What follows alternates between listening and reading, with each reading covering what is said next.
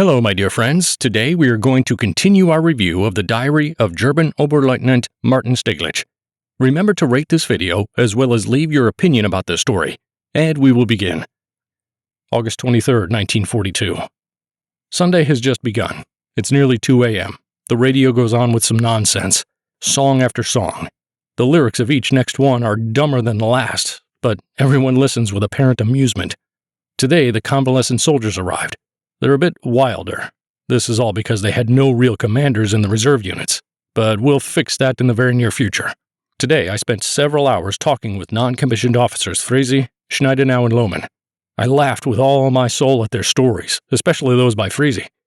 Otherwise, everything is slowly moving on. We are all expecting the beginning of the offensive from our bottleneck, but it will have to wait for a while. In the south, the front moves forward at a good pace. Our men are pushing hard. That's where it looks like the fate of the whole campaign will be determined. We're building new dugouts. I've launched a whole fortification program. I want to relieve some of the overcrowded dugouts by putting people in neighboring sites. As a result, everyone will be a little closer to their positions. Our trophy infantrymen are quite annoying. I have to deal with them. These guys are artillerymen, coachmen, and drivers of ammunition trucks. I can understand them. They wouldn't mind remaining with their batteries, take their nags out of the stable once a day, and with a spank on the back, drive them to gaze in the meadows. This life is much more comfortable and safer than the life we have in the infantry. And since they have no conscious wish to do so, they don't do their duty properly. I have to yell at them all the time. The danger is that they might spoil the other guys in the company for me. Of course, there are good soldiers among them too, but rather as an exception. August 25th. The mood is worse than ever. This morning, the chief of the division's supply service took 4 of my men away at once, without even a promise of replacements. This is already a real human trafficking. I have such a situation on the front line that even one soldier is needed. That's why I have to make official scandals, using harsh expressions. On Sunday, the battalion commander invited us to his neighboring section. He offered us a bottle of homemade cognac. We had a conversation. At night, I spent 5 hours inspecting our front line. The day passed yesterday without any incidents. During the night, I drafted proposals on the regulations for the performance appraisal of soldiers. There is a lot of things to correct regarding it. I wonder how my proposals will be accepted. Surely our high command doesn't know anything about it because it all happens at the company level. So that's how I earn my soldiers' bread. For the rest, we prepare for the winter. I have developed a detailed plan of works to build everything orderly. Dugouts, trenches, camouflage, sauna, roads, re-equipment of the site of rear services. A permanent place for the field kitchen will be set up 400 meters behind the front line, and many other things. I hope that we will be able to at least use what we build here. We could still build it now, but in the fall and winter, it is impossible. We're in the last third of August. August 28th. The day before yesterday, we had a visit from the regimental commander, Colonel Stupi, who personally inspected our section. He spent more than 5 hours in the location of the company and expressed his full satisfaction. It was suddenly sweltering and steamy in the evening. Then a storm came through, bringing some coolness. The day passed peacefully yesterday. There was no particular incident. Last night there was a skirmish. The enemy attacked with 2 or 3 companies exactly along the line of separation between the sections, even more on the side of the neighbors. We spotted them in time. The bright moon covered everything perfectly. The attack was beaten back.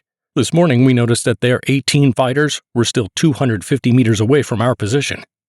We wanted to sort them out, but we couldn't because of our own minefields. I climbed a tree and surveyed the situation from above. We pulled up a light infantry gun and cleared them away from us with a direct fire. We got a few of them down. These guys can crawl like devils. At noon, they attacked again with 2 companies at Ogeadi. They left 60 men dead. I wonder where they got their men from again. Should we expect another massive attack? I was actually supposed to see Hein Lem today, but I had to postpone because of this mess. Well, we'll do it tomorrow. Otherwise, there's nothing else to tell.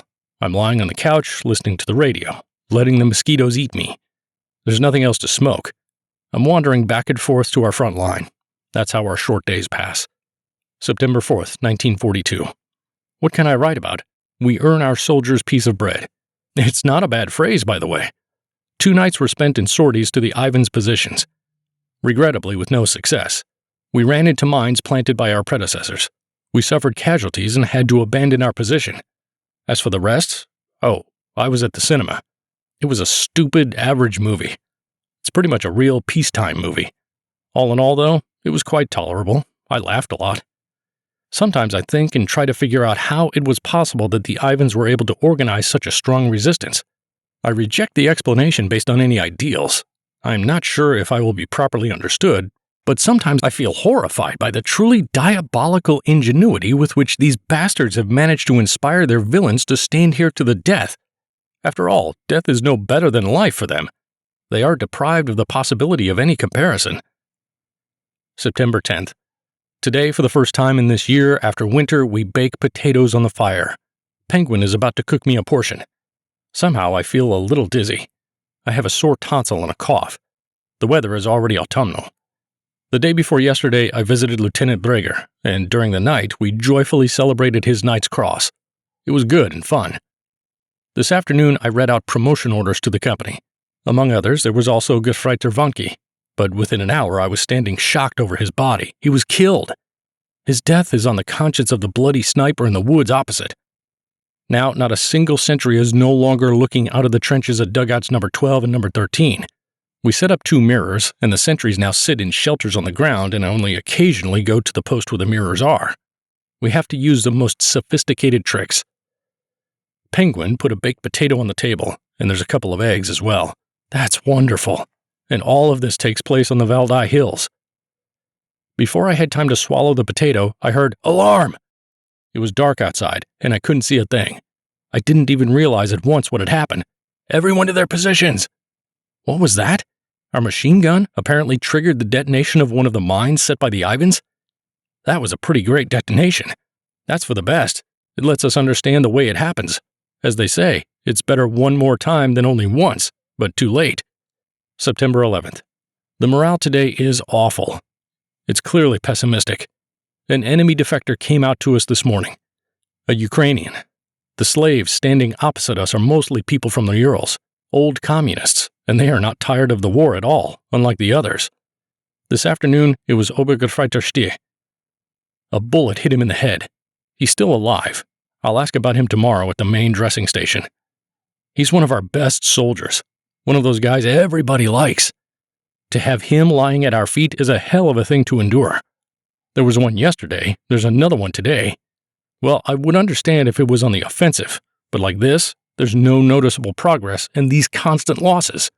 I don't share such thoughts with anyone. After all, this is primarily my personal pain from the loss of such excellent guys as Stier. He's been in combat for 3 years now and has made it through all the messes intact. A career soldier from peacetime.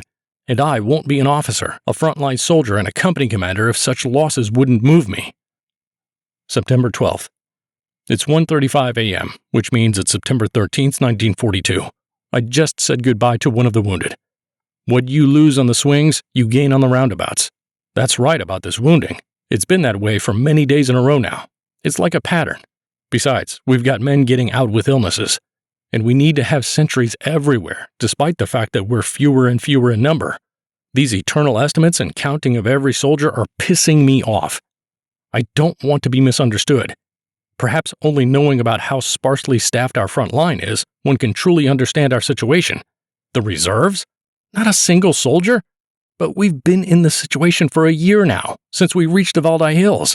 Yet other times will come, I think. We'll have a good laugh at the way we are now. Stier died this morning unconscious. Today I was informed that tomorrow a platoon of the propaganda company will arrive with filming equipment. Finally! Tomorrow will be the culmination of our Lunev military sports games. The text of the script is basically great. Besides, the commanding officers asked me when I would like to take a vacation. Well, I'd like to postpone it for a while. September 14th. Yesterday, on Sunday, we had a sports festival. Even a little rain didn't stop us. Everything was great. The propaganda platoon was filming. Tomorrow they'll be here again to film our positions. I hope the weather will be clear and sunny. At 5 a.m. today, we destroyed one of the Russian pillboxes. We fired anti-tank gun, infantry gun, artillery, and heavy mortars.